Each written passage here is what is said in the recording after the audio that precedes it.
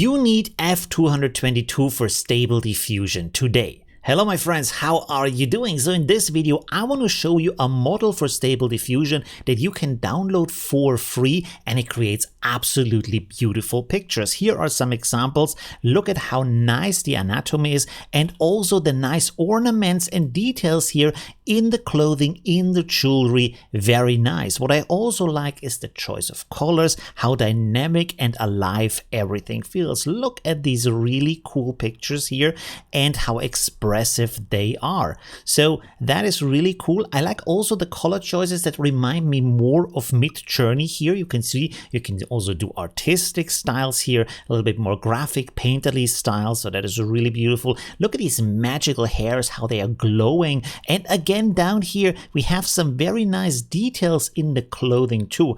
Absolutely love that. Here's another very nice portrait. And here we also have a little bit of fantasy style. Now, to be completely honest, F222 is a model that has been created to create images of nude women. That is not ideal. This is not why we are here. But as you have seen, you can easily create images of clothed people, very beautiful portraits. And the benefit is that the anatomy, the face, the hands and the feet are nicer than with the original model of Stable Diffusion. So go to this link I show you here, click on female model and then click on mega download. Mega download will start downloading it here on the page for some reason, and then when it is done, it will start the download onto your hard drive, or if it doesn't, you can click here on the save button. Now, when you have downloaded the model, here is where to put it. Inside of your local Stable Diffusion folder, go here to Models and then go here to Stable Diffusion and put the model into this folder. That's very important.